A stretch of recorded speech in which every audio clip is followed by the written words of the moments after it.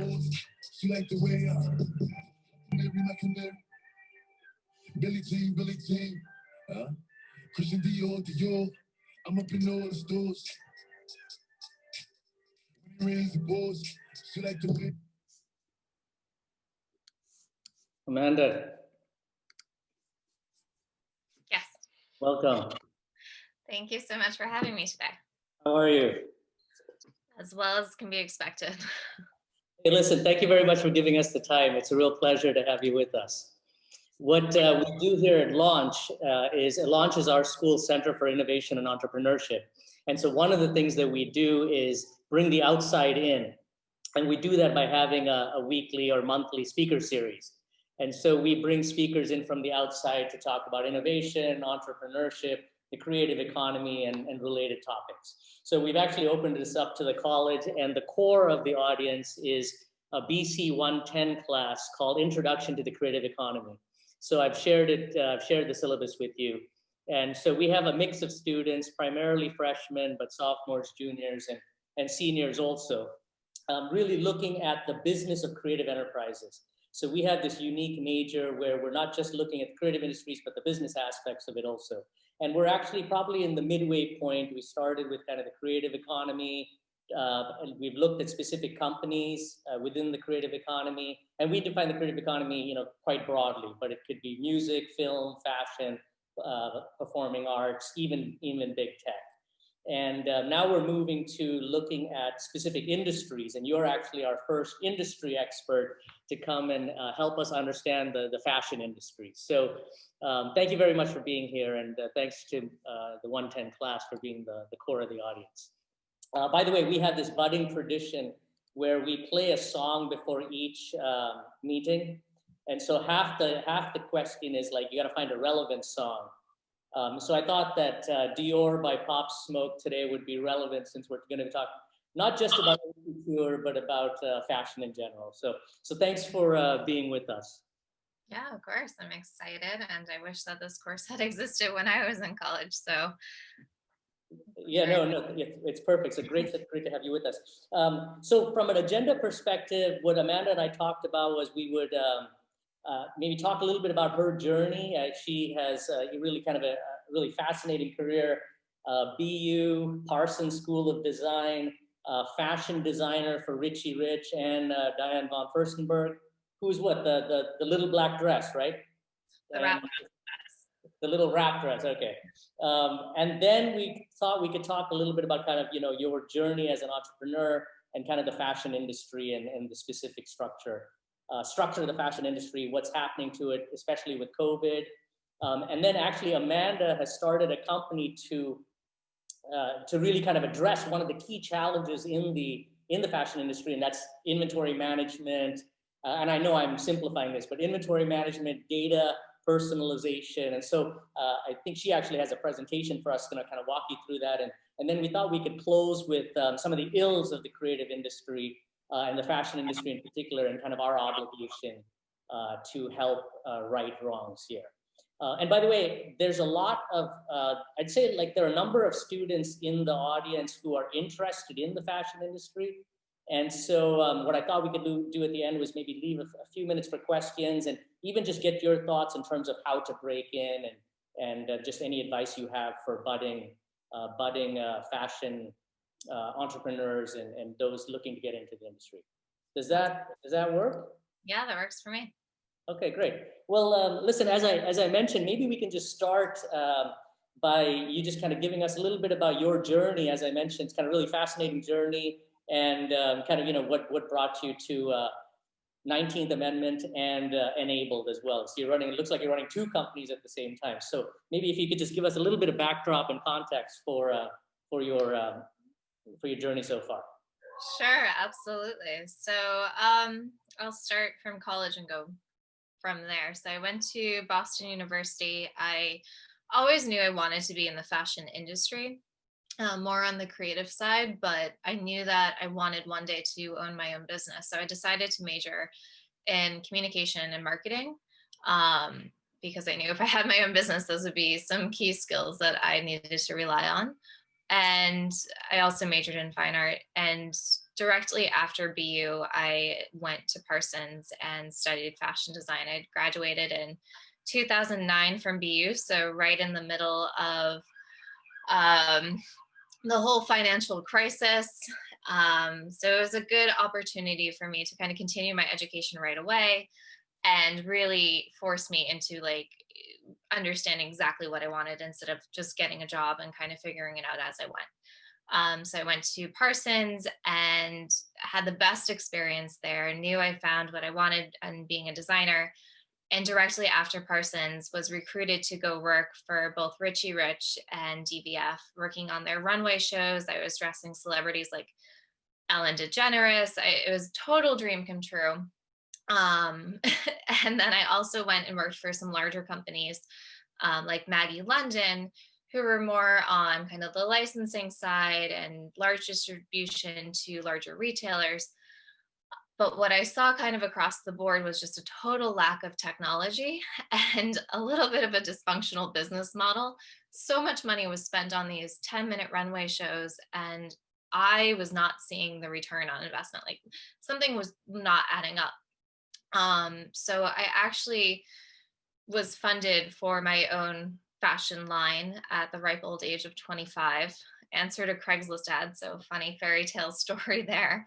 But ended up with my own studio, a team, and was working with US manufacturers. We went all the way to London Fashion Week in our first season, but that didn't mean anything. It was great PR, it was flashy, it's everything that you want in design. But if you lose all of your money creating a collection that you don't know will sell, well, so what? It doesn't matter.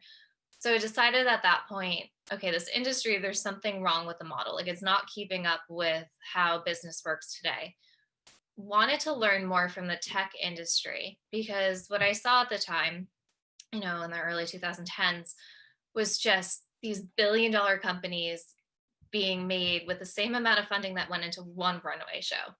So I decided to join a tech startup, still kind of in the fashion space. They were doing retail, and moved back to Boston, where I'm from, and just learned like how to do things differently, how to put things out there without it actually existing. Like it's the MVP concept and doing things lean and being young and innovative and creative with the business approach, which is something so new to me. I thought business was very structured and there was like a way that you went about it, but it really opened my eyes to different ways that technology can be used to rethink business models. That startup ended up going under, like a lot of startups do, but learned a ton from that experience. Learned from their mistakes mostly, which is a really valuable thing. And I advise people to do learn from others' mistakes before you go out and try to make your own. And after that, I went to a program at the Harvard iLab for people who are just interested in tech startups. And I actually met my co-founder, Gemma, there. She's very much the left brain to my right brain, different experience, and had this kind of epiphany while riding on the red line over to Harvard one day, and was just like, what if I combine these two worlds? What if we took this approach and applied it to this industry that hasn't changed in 100+ years? And I still have the notebook where I sketched everything out. And yeah, it was the original concept for what was 19th Amendment and would later become enabled. They're kind of one and the same, but we'll go into that later. And basically from that, created a business model where brands could launch product without technically even having product, and sell to customers prior to and get funding and really vet and validate and then go into manufacturing, which is only possible if you have like a system behind it and a way to make those things come into fruition. So from there, yeah, we bootstrapped, or I like to call it stiletto strap, the company, and brought it to New York. We eventually got investors on board. We were the first startup to work with Macy's, like ever, 6 months after coming out of the gate, which was scary but awesome. We've worked with Disney, the largest brand in the world. We've worked with startup brands all over the world as well. And we've created a network of partner manufacturers who are now willing to do on-demand, quick-turn production that is sustainable, which was unheard of before us. So it's been 8-ish years of creating these two entities and watching them grow and constantly adapting to all of the changes that have been thrown our way. But it's been a really interesting journey to kind of be on the forefront of how fashion is changing and the potential for where it can be or go. Yes. No, thank you for that. I think you said a lot of fascinating things. One of them is about Ellen DeGeneres, and that's a whole separate topic on whether she talked to you or not. But we'll leave that for another. But you touched on kind of entrepreneurship, doing this for 8 years, stiletto strapping. So I think there's a whole kind of story here around kind of entrepreneurship, which I know we'll get to. Number one. Number two, really interesting. I never really thought about tech. We've talked about tech disrupting journalism, media, right? Music, film, being the gatekeeper. But I never really thought about tech impacting fashion. And so really interested to hear kind of what Enabled is doing and and we'll talk through that kind of in the next hour or so also. And then the last point that you made, I think, was around just some of the discussions around kind of inventory and management and just getting a little bit under the hood in terms of the Enabled business model and how it's going to lead to sustainability. So I think thank you for that setup. I think that helps us kind of figure out kind of where we're going. So maybe before we jump in, though, I think the obvious question is now with COVID upon us, with us forecasted to work from home till probably 2021, end of 2021 is from what I've heard. Facebook and Google and Amazon have all said you can work from home all of next year. I guess the obvious question is fashion still relevant? We're all at home in our sweatpants. I actually saw a stat that sweatpants sales are up 80%, while regular retail sales are down 79%. Right? Nobody's going to work. Nobody needs to go out of the house. So I'd just love your perspective on kind of the relevance of fashion in the fashion industry. Yeah, definitely. So I think fashion generally, not so much about, I don't know, workwear, ready to wear. It's about expression, and more importantly, it's about reflection of the time. Fashion is the most powerful reflection of society and where we all are and how we're feeling, and the best way for us to express that very quickly. So yes, we're all wearing sweatpants. I'm even wearing a sweatshirt today, and I would never do that if I were going into the office. And it's kind of similar to, what you saw. I guess I'll go back to like the kind of tech boom in the early 2000s, where all of a sudden it was acceptable to wear jeans and a t-shirt to work. And then that slowly trickled into how people just dressed in general and, what formal was. So I do think that this will change kind of the paradigm of how we think about dress and how we're allowed to express ourselves and how we feel each day. I think the challenge goes back kind of to the business model. So fashion in itself is an expression of the world and how, but fashion can't keep up with how fast that changes. And that's where there's a shift right now. And that's why a lot of retailers and brands are struggling, because they plan out 6 to 12 months in advance. No one could have predicted that this was going to happen. And their inventory reflects that. So they're stuck with all of this. Meanwhile, they should have been really looking at what was happening and then adjusting as needed and doing quick turn production. The problem is it's really hard to do that, and we can go into that later. But yeah, I think that this is probably a good realization for a lot of brands to understand that they need to rethink their supply chain, how fast they go to market, and how fast they're addressing their customers. Like the direct to consumer brands who can be nimble, those are the ones that are winning and who are identifying trends quickly. And that's the way fashion should be. Right. So your point here is fashion is not just about haute couture. It's not just about Yves Saint Laurent and Hermes, but rather it's an aesthetic expression.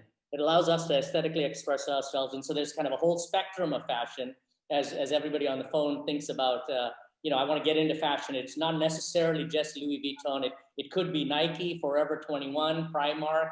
And so there seems to be kind of this not hierarchy, but different spectrums of fashion, right? Going from kind of luxury down to mid-market, Macy's, JCPenney, and down to fast fashion, Zara, and then discount, I guess, Forever 21, Primark, H&M, those types of things. And for they're mostly women, but for everybody on the phone, I think that as we go through it, I guess the question is where in the industry, where in the spectrum they would enjoy working, and what's happening in these different segments of the industry. Yeah, so there's a total shakeup right now. I mean, I think you defined the segments pretty clearly, but I don't think they apply anymore. I think that look at streetwear. Look at the influence that streetwear has had on haute couture, and just that influence, even on price point, like it's not clearly defined. And I think that's a good thing. I think that there's opportunity for brands to try different levels, and H&M can come up with a designer collection, and Louis Vuitton can come up with a streetwear collection or lower price collection. So I think it's actually very refreshing to see all the rules being broken, which they should be. And yeah, there is a difference in companies and who you work for and what the culture may be like. A lot of it is probably, your assumptions are probably very correct in the culture, but I think there's a lot of room for improvement and diversity now, more so than there was before. So I'm actually incredibly optimistic for what that looks like in the industry going forward now more than ever. I think 2020 has been a catalyst for change. And ironically enough, the fashion industry is so hesitant to change anything.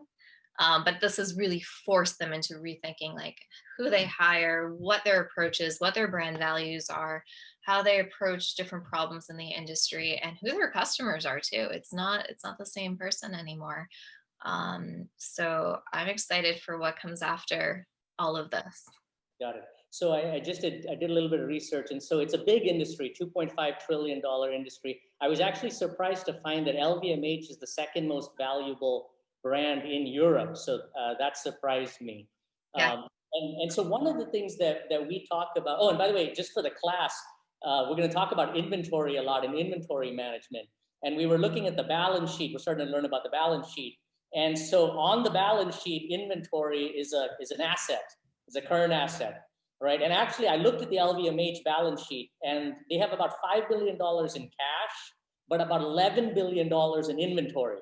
So inventory is a critical piece of a fashion retailer, and the inventory can't go obsolete. Right. And Amanda's going to talk about that. If that inventory goes obsolete or you can't sell it, you've got a problem. Right. Like it's stale. And it's no good. So it's a big issue that we're going to kind of get into. But I just wanted to kind of get that to the audience because you can connect the dots with what we're talking about to the balance sheet and understand how it applies. Okay. Amanda, one of the things that we talked about from the beginning of the semester is, macro shifts that are occurring. And as macro shifts occur, it disrupts industries.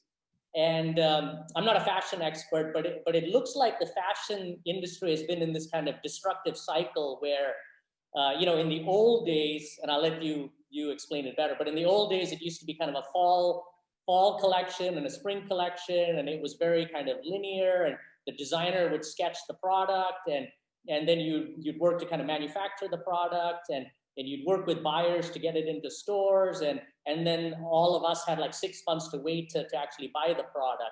The problem was that the product would get into the stores, and many times it wouldn't sell. The stores would have to discount the product, maybe even return the product, devaluing the brand, right, and devaluing luxury. Would just love your perspective on kind of, what you see as kind of these macro shifts that are impacting and have been impacting the fashion industry probably over the last 20 years, I would say. Yeah. There's a very destructive cycle that needs upheaval. So yeah, it takes traditionally, I'd say 6 to 12 months to create a collection. That collection is shown to buyers 6 months before you can even purchase it. It doesn't work anymore. And that was created really because manufacturing was happening overseas, and you calculated in shipping time.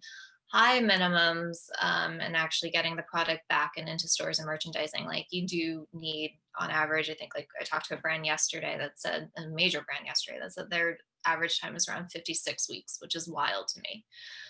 Um, I think everything started to shift once influencers entered the game. Once they started sitting front row. Front row at a fashion show used to be for buyers, no one else. They used to be the tastemakers. There was no access. There was no democratization of fashion. You were given what you were given. You were told what the trend was, and you had to buy it. And it was in the store, and that was it. Once you bring in these influencers who really could have any background, any sense of style, there's no guidebook that they're adhering to, and they're broadcasting these photos all over the internet, videos, whatnot. You need to rush that product to consumers. And that's where you saw fast fashion jump in and say, okay, well, you're going to take a year to get that to them. I can do that faster. I'm H&M, I'm Zara, I'm whoever. We'll do it fast, we'll do it cheap, we'll do it quick. So by the time it gets to the customer, it's 6 weeks later. And by the time it reaches the store, it's already out of season. Like it's done, it's passe. And that's where you get into those having to discount, it just totally disrupted the system. And that increases every single day. And now with COVID, I think this is another, again, pointing back to just what people want. You're not responding to that consumer demand. And there's no way to test that consumer demand, or there was no way to test that consumer demand. So it's all a very intricate guessing game. Yes. And that's such a scary thing if you're a business where you're relying on some very good fortune telling is like the best way that you can put it. Or you're relying on last year's numbers, but last year's numbers don't reflect what people want today. And that's a huge, huge issue. And I think the industry overall just refused to look at how other businesses were really paying attention to the customer and trying to get that insight ahead of time. I think there is a little bit of, I don't know, snobbery going on, saying, no, we dictate to you what you want. And that was a fatal flaw. Right. So interesting. So basically the internet was probably like the biggest thing that disrupted the industry, because in the old days you have Karl Lagerfeld, designer for Chanel, sitting next to Anna Wintour, and like nobody else is in, like, I mean, another, other hangers on, if you will, right? And like, so the rest of us can't get into the fashion show, right? Because there was no internet. So now with the internet, you have people basically sitting at these fashion shows. And of course you have Rihanna and Kim Kardashian and all these influencers, if you will, in the fashion shows, real time, streaming fashion. And so basically a democratized fashion. And by the way, we have global economy, somebody sitting in Vietnam or China can see the same thing, right? And so that was kind of one massive disruption to the industry. Is that fair? Yeah, that's fair. And I remember being back at Parsons and listening to Anna Wintour say, influencers will never be the editors at Vogue. They will never be. And guess who's in trouble now? It's Vogue. They should have paid attention. Yes, interesting. I actually read an article, and I'll share it with the class. Anna Wintour got interviewed by the Times just last week or something. And Anna Wintour runs Vogue, and she was a tastemaker, right? If Anna Wintour didn't say that this piece of clothing was it, like you as a designer weren't going to make it. So you had these few select tastemakers or opinion makers, and that was it. But social media, the internet, influencers has all kind of changed that. Like number one. Number two, it seems like consumer tastes have changed. So we're not wearing suits and ties anymore. Athleisure has come into play. Streetwear has come into play. So there's shifting consumer trends and interests as well. Yeah, there is. And I think another fatal flaw is just assuming everyone wanted the same thing. And that's not the case at all. There's so much diversity out there, but you have the opportunity to address that diversity. Yes. Paying attention to that.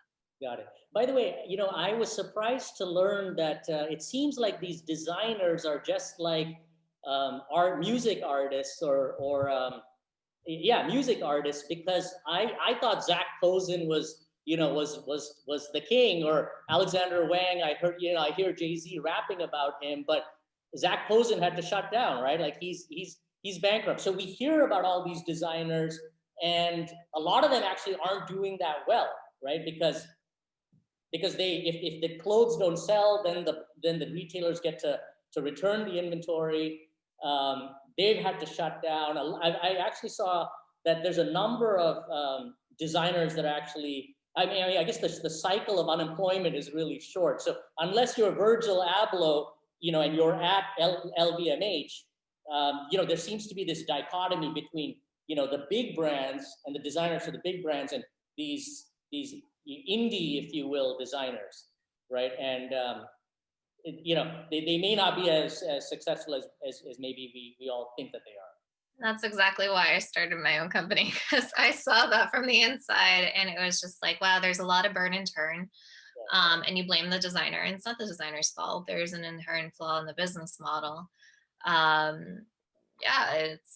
it's broken, but I think there's a lot that's being exposed right now, just on why it isn't working.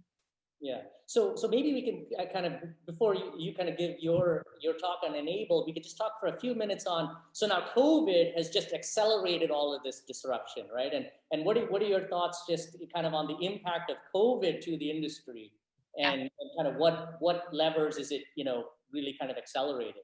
Yeah, well, I'm super excited with just what's happening. I think COVID, in a way, can be a silver lining. What would have taken 5 to 10 years is taken 8 months for the industry to come to realizations that things have to change. So one, let's talk about like the changing consumer.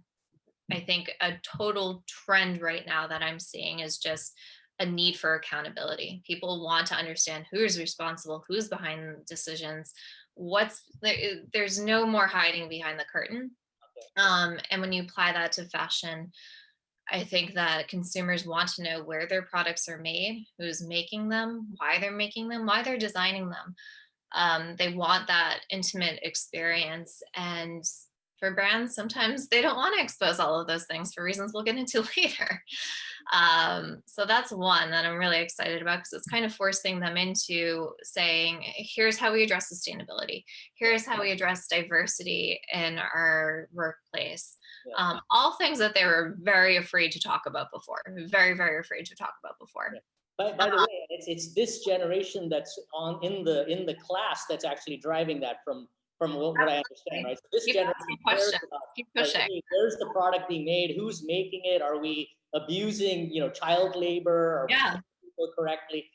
So it's this generation kind of driving that, and old school fashion houses are, this is disruption to that.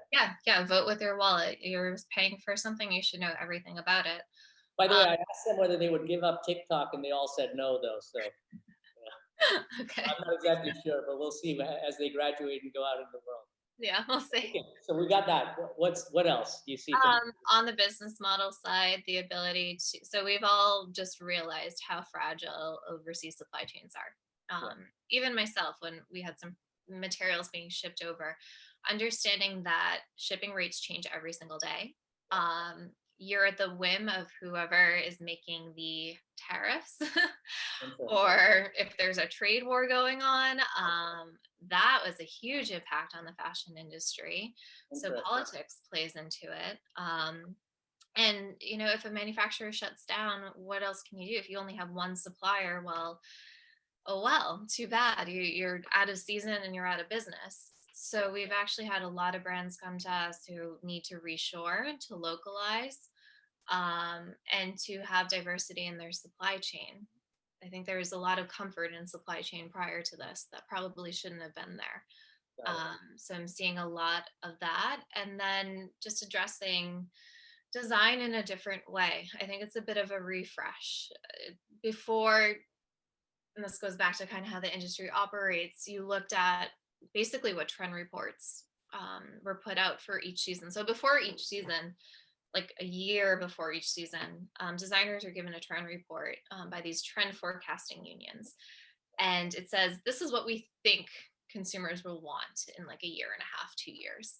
And that's why you would see designers create the same kind of things and why there's coherency. But at the end of the day, that doesn't really apply anymore for all the reasons I mentioned. So I do see kind of a refresh on the design side and more direct to consumer and actually paying attention to audiences and designers just designing what they want, what they're inspired by. And I think that goes back to the root of what fashion should be. So that to me is really exciting as well. So all good things. Yes. It's just happening in hyper speed, especially for an industry that moves as slow as the snail. Yes, got it. Interestingly, so from a supply chain perspective, most of this manufacturing is happening either in Bangladesh, Southeast Asia, Africa, Central America. I read that it takes like 3 months just to by ship to get the stuff from, let's say, Asia to Europe. So you've got that cycle. I didn't think about the tariffs, but you've got tariff costs. You've got, I mean, and just long lead cycles. So and actually, that's probably a nice segue into enabled and kind of the supply chain. But you mentioned a couple other things in terms of DTC, and we'll talk a little bit later about companies like Allbirds or Vince, which are kind of DTC. You don't need the department store, and it looks like, I mean, department stores, that mid market is basically kind of eviscerated right now, right? J.C. Penney's is bankrupt, Lord and Taylor is bankrupt, Neiman Marcus is bankrupt, Barney's is bankrupt, J. Crew's bankrupt. So that whole middle layer is just getting, destroyed. And so just, I think for all of our perspectives, just trying to frame the ecosystem. So you've got the LVMHs, you've got this middle layer just getting crushed, and then you've got the indie brands and the DTC brands on this side, and I guess the discount brands as well. Yeah, and these are all things that we were seeing pre-COVID. And they weren't addressing the issue probably properly, or didn't want to, because you're so entrenched in this business model and supply chain. How do you? But the ones that are nimble, or the ones that have enough money to can react to it faster, and that's really why you're seeing the middle market just struggle. Got it. I guess the last thing that COVID did is just depress demand. So I mean, there's consumer demand, right? Is probably depressed. I don't need to get dressed up, number one, and I don't have money. I mean, we've got X million people out of work, and so I got to conserve cash. And fashion, unlike say food, is a discretionary spend, right? So I'm going to keep wearing the same shirt. So all of these things, are basically impacting the industry. I mean, we had this death cycle, and COVID has just kind of accelerated that to where we are today. Yeah, I think you said it perfectly.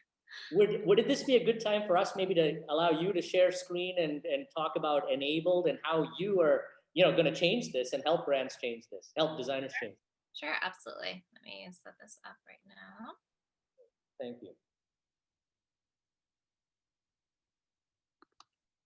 All right. Just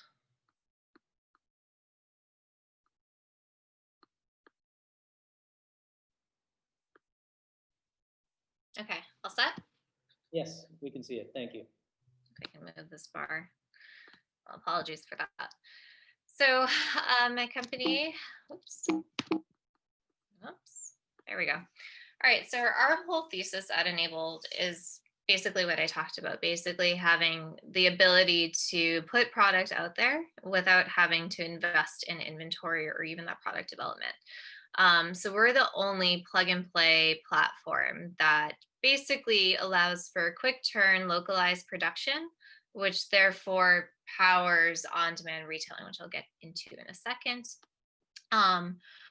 Our whole thesis we call smart fashion, not fast fashion, because basically we want brands to use data, to use technology to make their process streamlined, to do things as demand comes in, so just in time, and to use their cash as efficiently as possible, which is a total rarity in the fashion industry. We also believe in fashion as experience, so including that customer in that journey of the product getting made, designed, having that kind of radical transparency. So we've created the software that basically allows brands to create one product and put it up in front of consumers in real time. And then once orders come in, they can go into manufacturing of that product. So the way that it works is basically a brand comes to us with a sketch or a full pattern and tech pack, which are basically the instructions for making a product, and they upload it into our system. So they're digitizing these, what in the industry is still now a lot of pen and paper sketches or pen and paper instructions and paper patterns, and putting it into this digital library. Um, and once they have their tech packs complete on our end, we allow them to get bids through our platform from a network of manufacturers. So these manufacturers are all located in the US right now. We are planning expansion post 2020 to other kind of localities. And they get bids back from manufacturers in 48 hours saying this is how much it's going to cost to create 1 unit, 10 units, whatever the amount the brand wants. The manufacturers also have their own platform. So we are digitizing their experience as well and streamlining their business. And they also get kind of vetted brand leads. So they know that the brand is ready to go into manufacturing as soon as they win a bid. They typically get costs that are 30% less through our platform than if they were to go outside of our platform. And that's really because the manufacturer knows that they have some competition, which is always healthy, but also that the process will be very streamlined and everything takes place through the app. So there's no phone calls, text, in some cases, faxes that really slow them down. And once they once they choose a manufacturer to work with, they can put that product up for sale or they can go into manufacturing directly, whatever they want to do. And once they're ready to go into manufacturing, our system creates an automatic purchase order. We take the information from their tech packs about how much material is needed for each piece, and we create an automatic bill of materials so that the brand can actually purchase the materials needed, exactly as much as needed, and send it over to the manufacturer and understand that what their cost breakdown. And then it kicks off the manufacturing process. So we've basically streamlined that entire process where the brand is communicating with the manufacturer saying, in their automated updates, so there's not too much that is organic, but it's saying, oh, I shipped the fabric, and then the manufacturer saying, great, it's being cut, it's being sewn, here are pictures, here are videos. Some of that information can go back to the end consumer on a per product basis, which is really unique, saying your product is being sewn by so-and-so in New York or wherever it may be, so that they're updated along the journey if they have purchased their product in pre-order, so they're waiting for their product to get made. And the whole process takes about 4 to 6 weeks, depending on the product. We have done things faster, but we find that's kind of the sweet spot. So the benefit, of course, is you don't have to hold inventory. And we've done this with major brands like Project Runway. So it really, really reduces that risk. And it helps brands understand what consumer demand is in real time. There's that transparency with shoppers. So you're creating this intimate, we call fashion as experience. And what we found is that people are less likely to return products if they actually go through the experience of understanding how it's made and how long it takes. And then just really the digitization and automation of it. So at the end of this entire production journey, the brand gets a data dashboard that shows them a full cost breakdown, how long it took to make that product, and just any other information that's relevant to them so that they can be smarter going forward.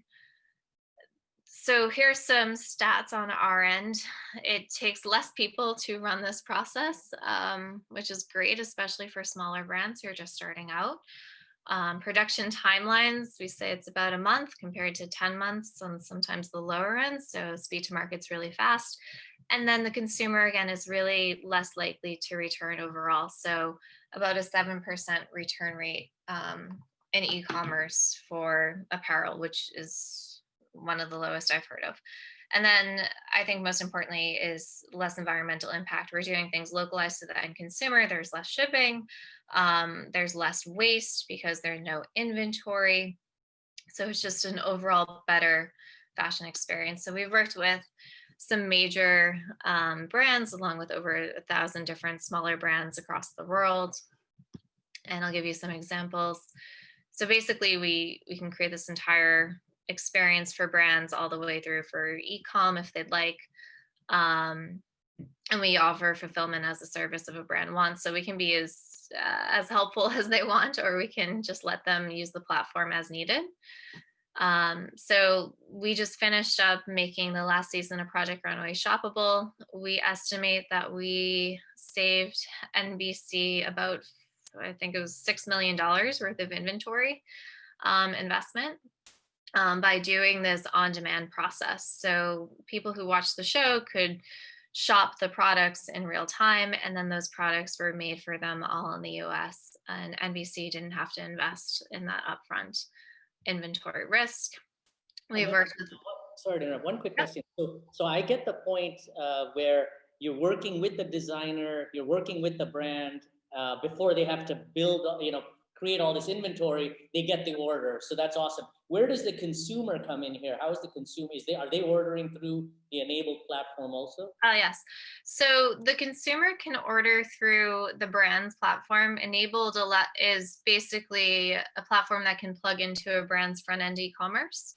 Right now we power Shopify, and we're looking at a few other integrations, but it also powers our Marketplace 19th Amendment. So we started with the Marketplace 19th Amendment to kind of prove out the concept that people would actually purchase product before it was made. So for example, for Project Runway, NBC did not want to invest in creating an e-com site. So they used our Marketplace 19th Amendment, which is for indie designers who are doing things on demand. And consumers actually went to the 19th Amendment site and purchased the product there. I see. So they marketed the 19th Amendment platform or marketplace. I go to 19th. I see that I'm watching the show. I like the design. I like the jacket he's wearing. They promote the 19th Amendment marketplace. I go to the marketplace and I order, give them my measurements, and then it's made for me. Yep. It's all made for you. And you can check out 19thamendment.com and see like some of the brands that are up there and do the experience. We've had partners like Microsoft sponsor See Now Buy Now runway shows, which I know is a big trending topic. We were the ones doing it without inventory. Other brands were still holding inventory and making the runway shoppable. Still very risky. So we were trying to help smaller brands get out there. And then Macy's, this was our first partnership. We actually did kind of a two-part partnership where we did an online experience on Macy's.com where the consumer could purchase through 19th Amendment and pre-order. We also did things in stores where we did a pop-up where you couldn't walk away with product. You had to pre-order it. The product was there for you to view and try on. But everything was made on demand. So that was a first of its kind for Macy's, and that's the CEO at the time, Terry Lundgren, and just some contact information. So I can share. Oops. Let me just, whoops.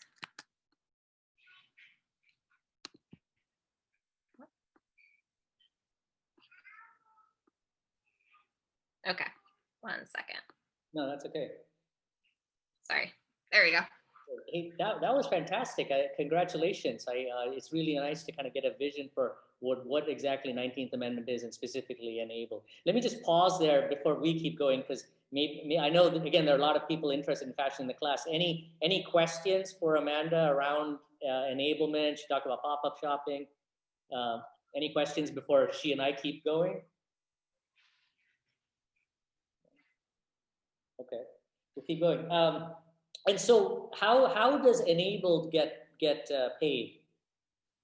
Yeah, so we're a SaaS platform, so subscription as a service. Brands pay us on a monthly basis, and then we layer on additional service fees. So that's pretty self-explanatory. And then on 19th Amendment, we take a cut of revenue on anything that's sold. Got it. So if we look at the fashion industry and a fashion retailer, one of the big pieces is manufacturing and inventory, right? And so basically enabled is solving that problem. So like we said, I mean, LVMH, $11 billion of inventory. If it doesn't sell, they have a problem. So you're helping big brands and even companies like Macy's, different than LVMH, kind of solve that problem, number one. Number two, you enable small designers to get into the business, without a massive cash outlay. So let's say I wanted to start, or any of the people in the Zoom wanted to start a fashion brand. The challenge is, of course, I need money to be able to, stitch all the clothing and get it out there, and you're laying all this money up front. So this enables that. So what Enabled is solving, just for our audience, is that whole upfront manufacturing cost and inventory risk cost that is a big issue in the fashion industry. Yeah. Is that a good encapsulation? Absolutely. Got it.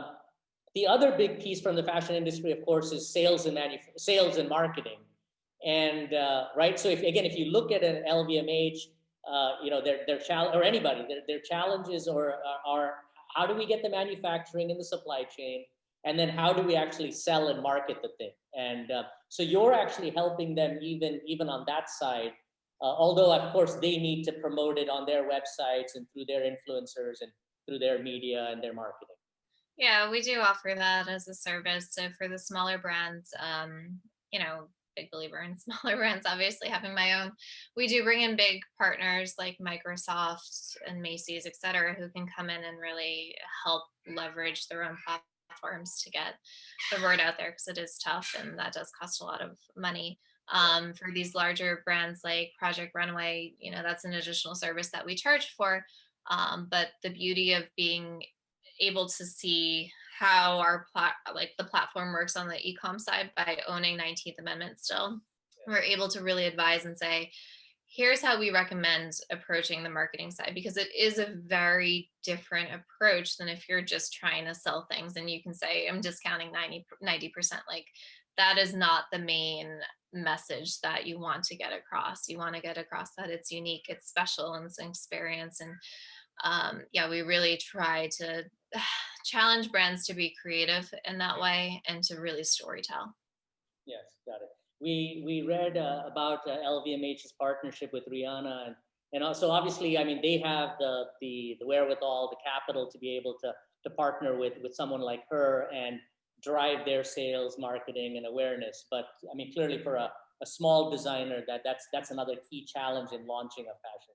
It is. But we've gotten small brands onto Rihanna. We've gotten a lot of celebrities to wear these small brands. You just have to be very creative in your approach and how you go about doing that. So money is an obstacle, yes, but it's not the biggest obstacle. Yes, got it. One comment is, actually, this reminds me of Dropbox. And so Dropbox, for those that don't know, is this cloud service, right? And when Drew Houston started Dropbox, he wasn't sure there was a marketplace for it. And so they created a video, and they put the video up online. And they just, and the video drove to an order form, but they hadn't built anything yet, right? And so it's similar to validate that there's a market need before you start, building for it. Or Tony Hsieh of Zappos, right? He went to the local stores and got the shoes and took pictures of the shoes. He didn't buy any inventory, and he put an order form out on Zappos, and like 100,000 people ordered shoes online, and so it validated the concept. And so, as you mentioned, this sounds in a similar vein. Before you start building a bunch of inventory, you're validating that there's this purchase. Yeah. Yeah, building a business, you need to test every aspect of it all the time. Got it. The other key piece, which I think maybe you touched on, but it's got to be there, is data, right? Because then you're able to give data back in terms of what, that shirt didn't sell, and, and kind of data in terms of who's buying, where it's being bought, what kind of, clothing is being bought, and all of that data can inform the designer for the next go around. Yeah, and that's what I'm excited about as well, because traditionally in the design part of the process, you're siloed. There's no data involved. You're kind of left to your whims. But what we're really doing is trying to give all the customer intel back to the brand, so that maybe the merchandising team can go out to, say the product is sold in a certain area of the country, go out specifically to those boutiques and those stores and say, here's what I have. Or back to the design team and say, like, okay, here's what people are asking, and like, here's their response on things, and here's what sold and didn't sell. And by the way, you already have that product digitized in the system, like go make a few changes and they'll be ready in an hour to get the next iteration out. Right, right. No, this is fascinating. So when I thought about fashion, I didn't think tech is you know, it could be a disruptor and it could be an enabler too, but it's definitely, impacting, and there's integration there. So I guess 19th Amendment or enabled could be kind of fashion plus tech. Yeah, we call ourselves fashion tech. There's a ton of opportunity in this space because it's just like the wild, wild west that really hasn't been exposed or utilizing tech in the way that other industries have. So I'm really excited for the potential of technology to change fashion for the better. Yeah, awesome. Great. We have a few minutes. I just wanted to shift gears and then leave some room for questions. Just in terms of, I know that the fashion industry has a bunch of ailments, if you will, around things like, impact on climate and non-sustainable goods, things like bad labor practices in Bangladesh. There's child labor and they're probably paid pennies. And I know this is a whole hour of conversation too, right? And things like poor diversity in the industry, bad representation of body image. Just I know it's a broad topic, I know, and we have only a few minutes, but we just love your perspective and perhaps maybe on sustainability on kind of what you see the future there, and especially as our esteemed class goes off into the industry. Yeah, absolutely. So the fashion industry is the second most polluting industry in the world. And it's hard to really nail down exactly what that impact looks like because there's so much of the supply chain from shipping to the actual impact of different materials being grown. But most importantly, I think it really lies on inventory, which inventory waste or even burning inventory, like some of these brands end up doing, which is We had a discussion about Exxon. Was it Exxon, Harry? And I think we all said that like we should shut it down. But so what you're saying is after Exxon, the fashion industry has a negative impact too, and there's areas for improvement. massive areas for improvement. We just keep creating and we create cheaper, and we do that in ways that are not ethical. Yet the demand necessarily isn't there. So you have to really start matching the demand. And we're seeing a lot change. I mean, look at reselling sites like Poshmark, Rent the Runway, or others that are really adding to the circular economy and how to reuse and repurpose things, which I don't think was part of the conversation, especially during like the height of fast fashion, which we're starting to see crumble a little bit now. um, Ultimately it's going to be the consumers that are going to drive this change. Like the brands will keep doing whatever consumers respond to, and that's why you saw such, or why you're seeing such impact on the environment, specifically caused by fast fashion.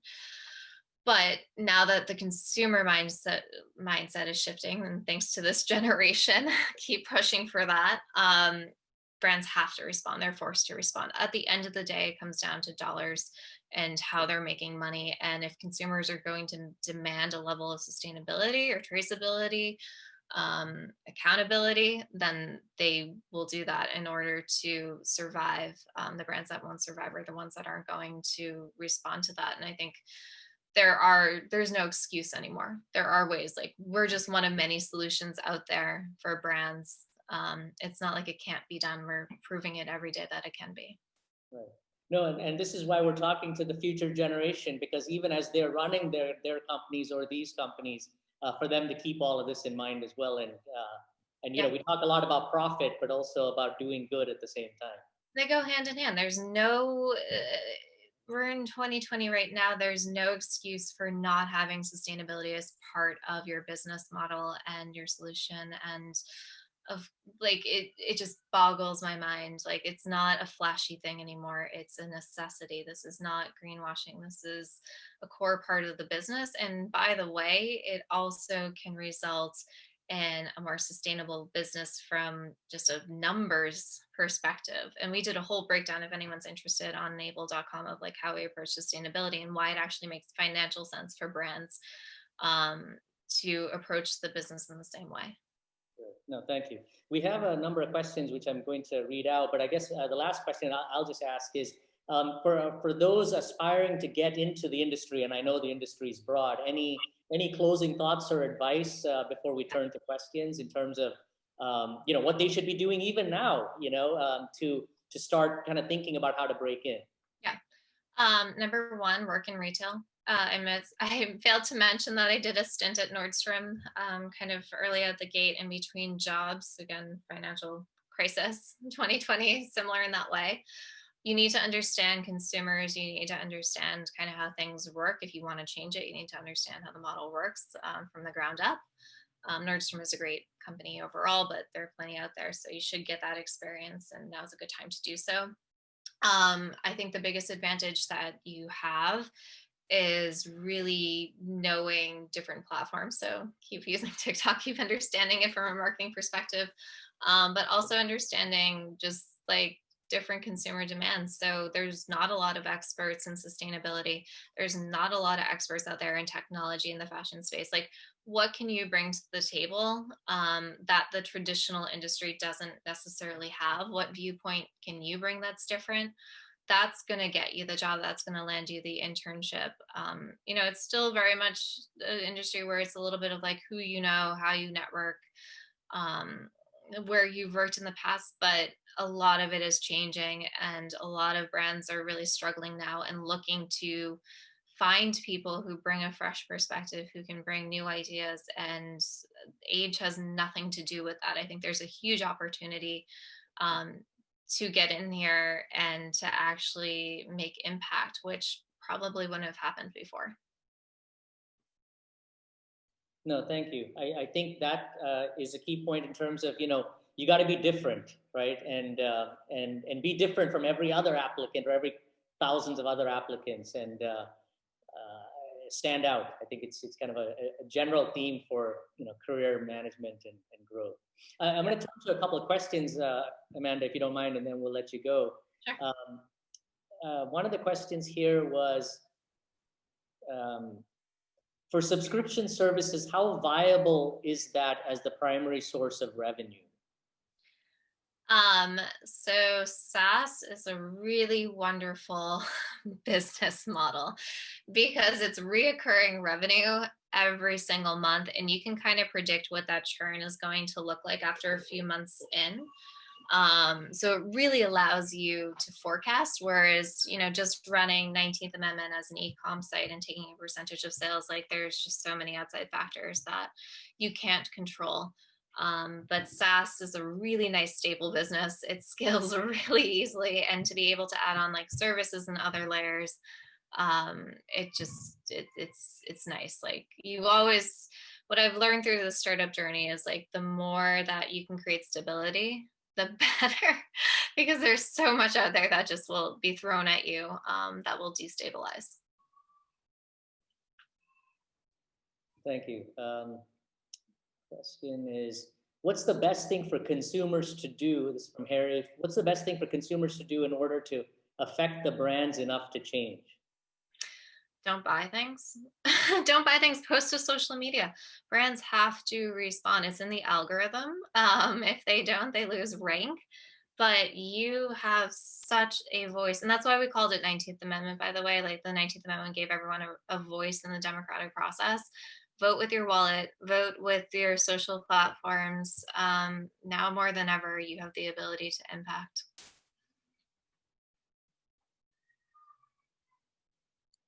We had a question from Lane on who are some of your competitors and how did their business models differ? Yeah, so we have some competitors. I'll mention like Makers Row. They're kind of like a Yelp for manufacturing.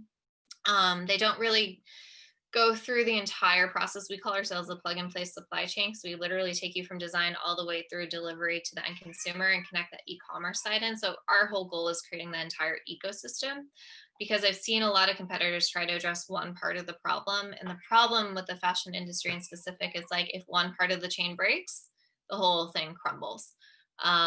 So yeah, I'd say compared to other competitors, we really approach it from a very holistic viewpoint versus like, oh, we'll solve this one little thing and then you can cobble together other solutions.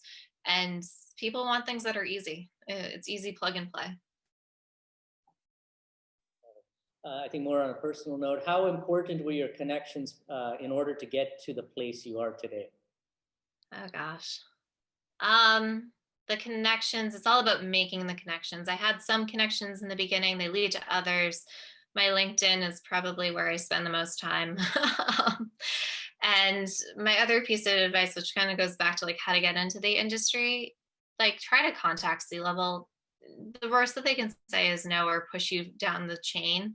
But the reason we got into Macy's is because I sent a quick 60-second video with my co-founder to Terry Lundgren, the CEO at the time, and said, hey, we have a solution, give us 20 minutes. And he responded.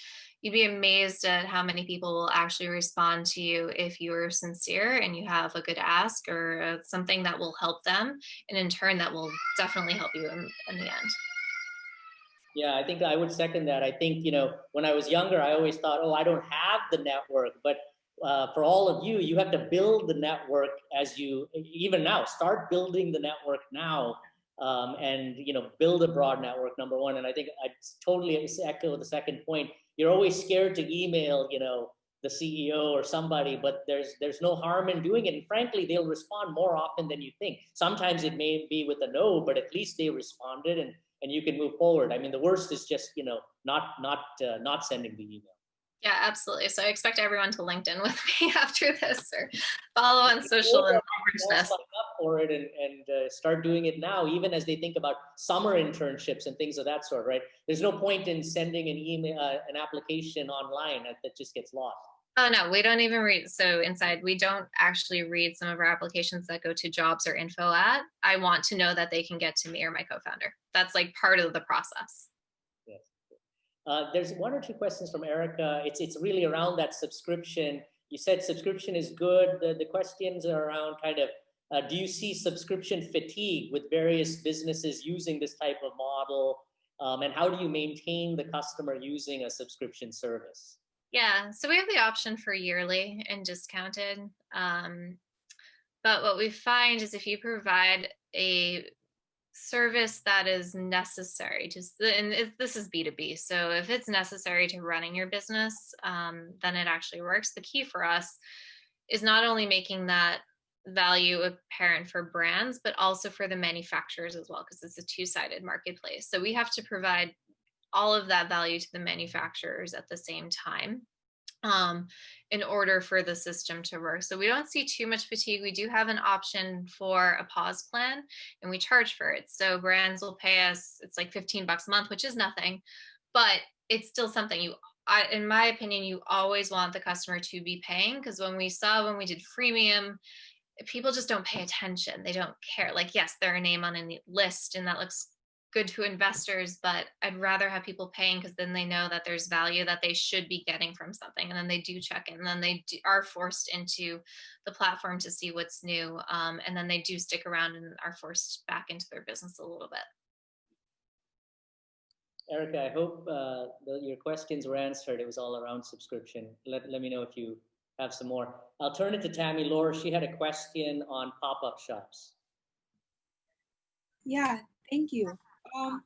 I was just thinking, because I had a discussion the other day with someone talking about pop-up shops and how a lot of people think that it's kind of like the new thing, and like how brands could be more successful with like doing more pop-ups than kind of establishing a place, because it kind of adds, I feel like when people know that something is limited, or I know that I've seen like a lot of pop-up shops, especially with like celebrities, are very creative. So for example, like with like Kylie Jenner or like Glossier or like other pop-up shops like that.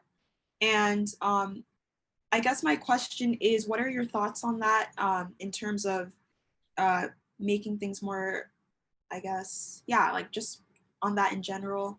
And then my other question, I thought that it was interesting what you were talking about with like influencers and kind of how it's changed, I guess, like the setting and like the access. Like I've seen like a lot of influencers like now, especially like if you go to like Vogue, like their YouTube channel, like influencers who are not even like, their content is not even fashion related at all, but just because of their platform, like they're invited to these fashion shows. They do like, I know like Vogue does these little vlogs, for example, like Emma Chamberlain. And I just wanted to know more of your thoughts about that as well. So sorry if that's very vague. That's fine. So in the pop-up shop side of things, yes, I mean that's a trend that I think is going to be accelerated with COVID. I mean, walk down Newbury Street if you can, and it's like 60% vacant right now. We've done pop-up shops before. The key there is scarcity, and that definitely plays into the luxury mindset of fashion. Like there's only so much, there's only so much time. Like it kind of forces you, the consumer, to go in and purchase or to act in some way. And I do think that it's a unique way for brands to storytell as well, because you get a fresh new canvas each time, new space, new store. So I think you're going to see more pop-up shops, less traditional brick and mortar. You may have one or two stable stores that kind of serve as the mainstays, but I think it's really going to go into pop-ups, into also shared pop-ups with multiple brands. And that kind of goes into your second question. Like fashion is not just apparel. Fashion is, I had a great professor at Parsons who said fashion is the way that you cook, it's the way that you approach life, it's the music you listen to, it's your mindset. And yes, so influencers who are at a fashion show who are not specifically into fashion, those people who are watching them are looking for a lifestyle. And that's what the brand's trying to get across is this is a lifestyle, this is how I see the world. Do you want to see it my way, or what can you take from it that could better your world? So I think that's what you're seeing, and that was smart of that brand to bring in someone beyond, the traditional. Thank you. Those were all the questions in the chat. Are there any other last questions for Amanda directly before we take a picture and thank her for the time?